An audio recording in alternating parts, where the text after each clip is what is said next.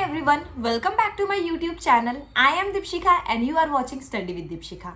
So today in this video, I am going to tell you that how to prepare for an interview of the designation communication officer or communication associate for an NGO. So I hope now you know that what an NGO is and what they do. Okay, and if you don't know, then you can watch my previous video that is on the development professional and about NGOs and about the social sector. Mainly in this video, I am going to share about my journey as I have given this interview of the communication officer last year.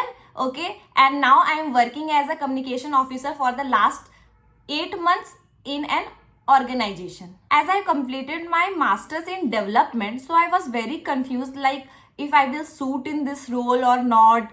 Is this role for me or not? Like the communication officer is mainly for the person who have completed their masters in media or public relation or something related to that field. But my field was completely different and I was confused that this position will suit me or not. But I was always interested in making videos, handling the social media accounts, exploring this digital medias. So my interest was the biggest thing that pushed me to apply for this position. Okay, and then finally I applied and I sat for the interview. So this video is for everyone who is sitting for on-campus or off-campus placement for this position or designation. If you are sitting in a on-campus placement, so the processes of the placements are different. If you are sitting in a off-campus placement, so the processes are different. So and it also depends on the different organization that what kind of processes they want to take. Like some of them take the personal interview directly, some of them do the CV shortlisting, some of them take a written examination, some of them take group discussion. Okay, so some of may take only one round of interview, some may take 2 or 3 rounds of interview. So it depends upon the organization that you are applying for. So my placement was an on-campus placement and the processes involved in it was, firstly there was a written examination, then there was a personal interview, then there was an assignment based test, and again and last round of interview. So in my written examination, the question that was asked me was objective and also the descriptive type.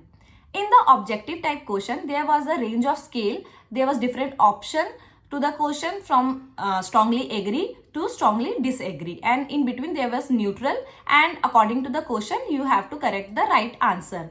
Okay, so the question was like a very basic and very practical questions like rate your honesty, rate your punctuality, rate your canvas skills, rate your editing skills. So how proficient are you in MS Office, including the Word, PPT and Excel. So the next question was rate your public speaking.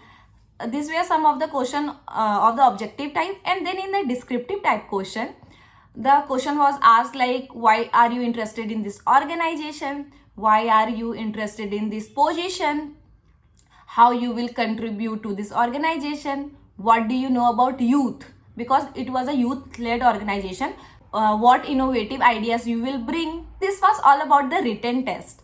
So from this written test, my experience was that you should always be honest. Okay, give your honest answer.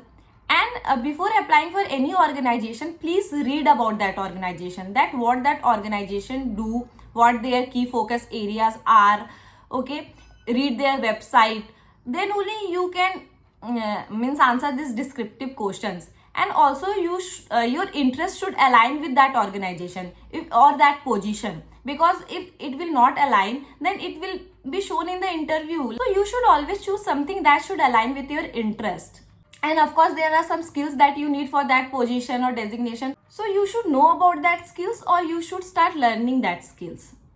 Then after this written test, I was selected for the first round of interview. So in my first round of interview, the first question was that, like, of course it started with introduction, and after the introduction they asked me that why you are interested in this position, and do you know video editing, which app do you use for the video editing, how your documentation is, then do you have ever written any report.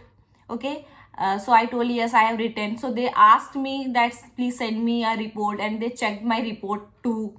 Okay, And in my introduction I have told that I am a YouTuber and I make videos. So they asked me that which kind of videos you make. Okay, then you also send me the link of that video.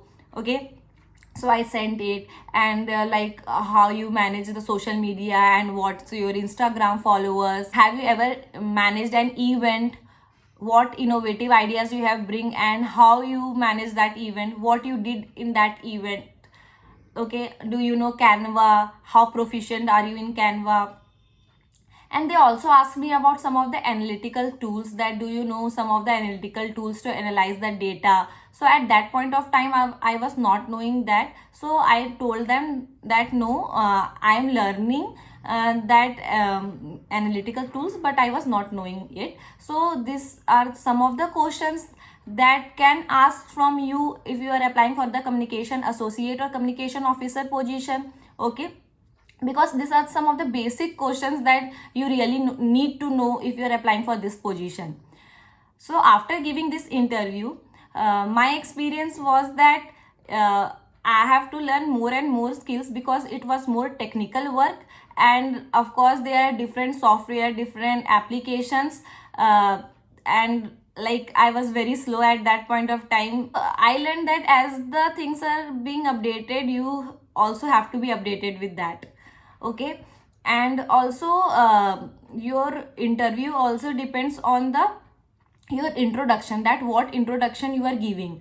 As I think they were impressed from me, as I told that I was a YouTuber, and also I sent the YouTube link and my presenting skills. So they observe everything. Okay, so I think your introduction, your presentation skills, everything matter.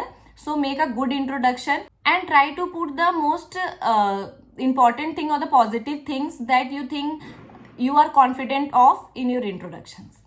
After this first round of interview, I was expecting a second round of interview. Okay, but there was a surprise, there was an unexpected assessment.